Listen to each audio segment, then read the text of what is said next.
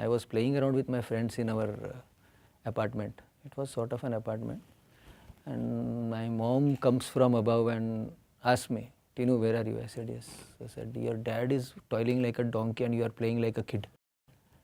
And I was a kid at that time. I was still almost 12 or 13. I don't remember. I was in 7th. Then she asked me to go to the shop. And that is when the whole journey of being an entrepreneur started.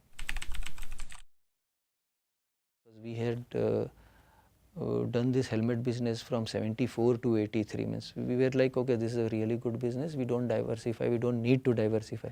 But in 91, unfortunately, as soon as my graduation completed, the helmet compulsion was taken off by the Karnataka government, and we were out of business.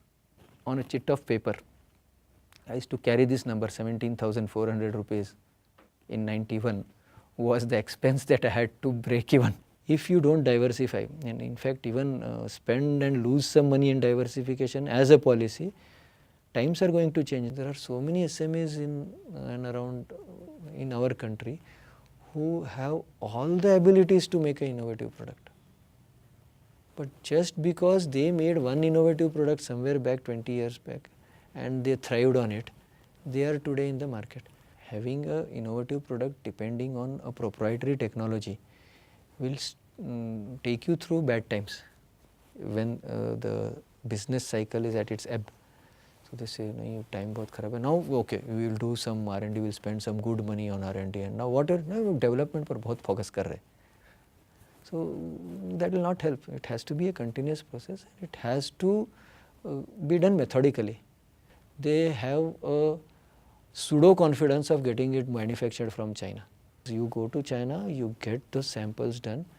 Samples also don't come at a price that which we think Chinese goods come. They charge different prices for samples and they charge you different prices for mass production.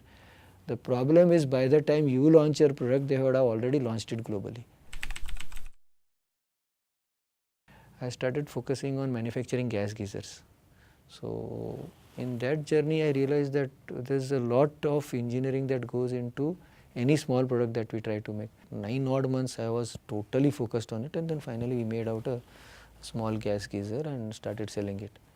Of course, 1 or 2 designs failed, and then once all of a sudden I got a call from Bangalore, and he said, I am talking from IISc.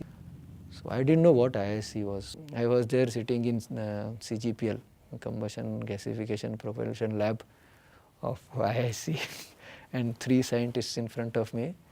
And they asked me, Mr. Kapadia, how did you design this? So I said, sir, for me the fire was not in the burner, it was in my belly.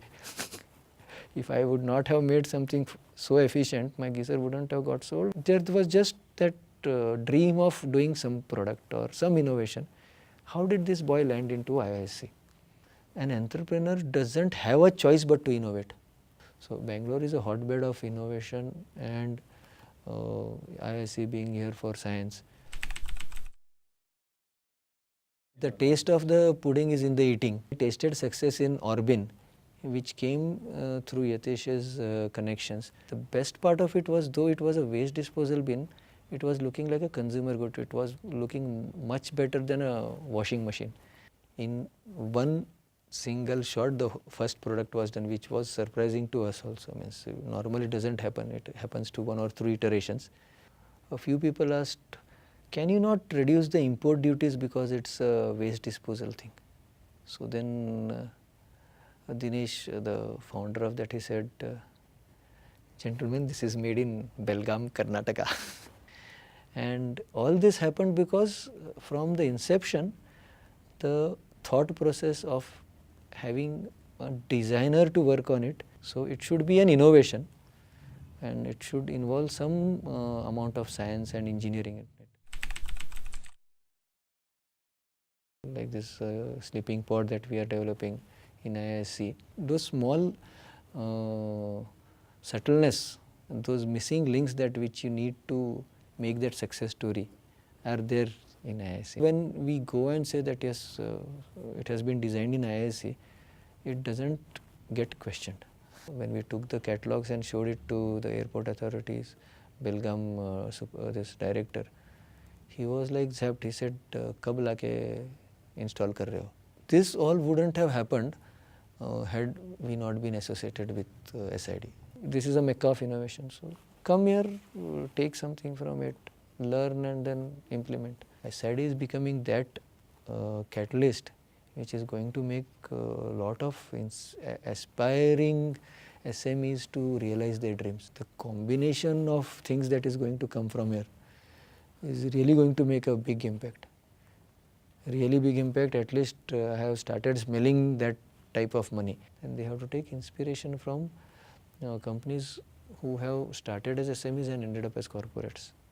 So, and they will realize that there is something that which we are missing, and that jigsaw puzzle will get solved in the time square. Vision cannot be outsourced. Rest of the things can be, but that dream one has to dream themselves, and that is what counts. From a caterpillar to a butterfly.